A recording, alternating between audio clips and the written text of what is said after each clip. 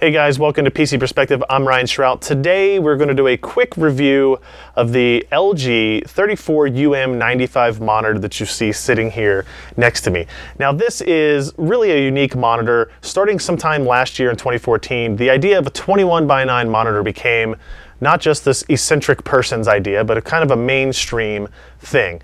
And this, I think, today is probably the pinnacle of that exact form factor. The 34UM95 from LG is a 34-inch 3440 by 1440 resolution screen that has a maximum refresh rate of 60 Hz. It's rated at a 5 millisecond response time, and it has a host of features and connections that really make it a fantastic monitor. Even as the prices come down, it's actually gotten quite a bit better.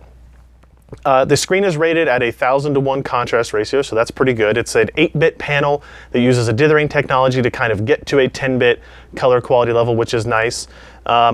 It does have a matte finish on the screen, which you're going to have a preference on one way or the other. I actually definitely like having a matte finish on the screen. I kind of work by a window. We work in an office environment that has a lot of studio lights and overhead lights, so glare is really a big pain in the butt.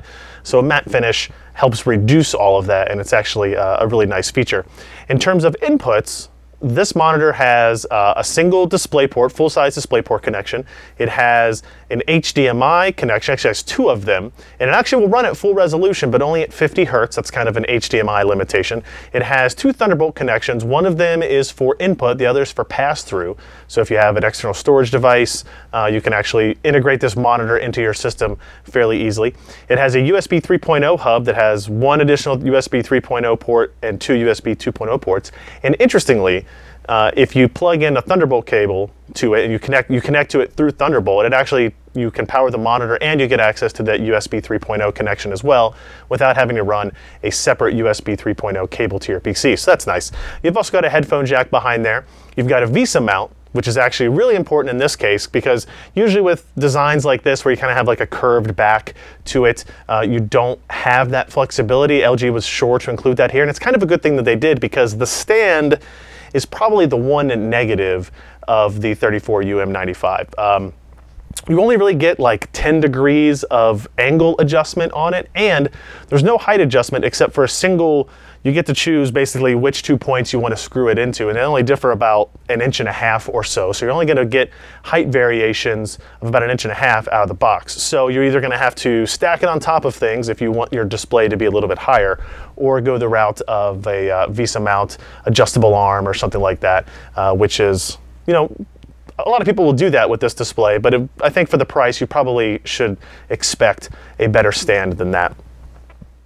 Now, the most important thing about this monitor is its 21:9 aspect ratio, 3440 by 1440 resolution, which is basically, it's about, let's see, it's 4.95 million pixels on the screen. If you compare that to a 2560 by 1440 standard 16:9 resolution screen, that has 3.68 million pixels. So you are definitely getting more pixels on this display than you would on a standard 25 by 14, but significantly fewer than you would find on a 4K panel. A 3840 by 2160 panel actually gets you 8.29 million pixels, so a significant jump up there.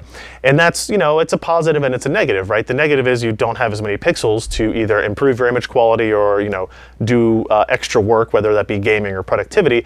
But it also means that you don't have to have nearly as powerful of a GPU or system to really push the full resolution out of this, right? If you have a fairly high-end consumer graphics card that you are comfortable at a 2560 by 1440 resolution, chances are that same hardware will be able to game at 3440 by 1440. There's definitely some extra stress that will be involved in that, so maybe start looking at upgrading that GPU or going to multi-card solutions, but it's much more reasonable to power this at its 60 Hz maximum refresh rate than it would be to power a 4K display at 60 Hz. Now, the other thing, obviously, gaming is going to be awesome in this. For most games that support 21:9 resolutions in our testing, almost every kind of modern major AAA PC title does. If they don't support 21:9 resolutions, you can always run a 16:9 resolution, and you'll have black bars on the side, so you'll get a 2560 by 1440 image in the center of the display with some bars on the side. So it's not a bad experience. It doesn't stretch it and make it look out of proportion or anything like that. So that's an advantage.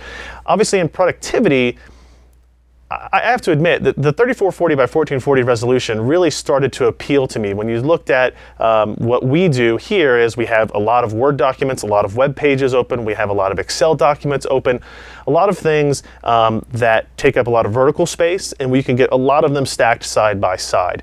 And from a productivity standpoint, I felt like you could, for me personally, we have chat options open, we have browsers open, we have email open, and we're always kind of monitoring the website as well. And all of that can be displayed in a very nice horizontal setup, very similar to what you might have today with the multi-monitor configuration, but without any bezels in between, and I think a little bit less headache in that regard. So productivity-wise, this monitor stands out. From content creation, you can do some great things too.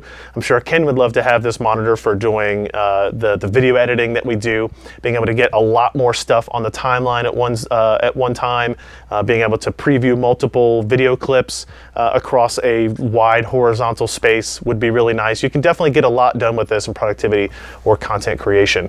For gaming-wise, we've talked about that. Make sure you have enough GPU hardware, but I will say, I think the image quality increase you get going to a 3440 by 1440 resolution, as opposed to, there are other 21 by 9, even 34-inch screens that are 2560 by 1080. Those to me tend to look a little soft in comparison to this because of the sharpness of the pixel count on this display. So I would lean towards this model, even if it requires a little bit more GPU horsepower.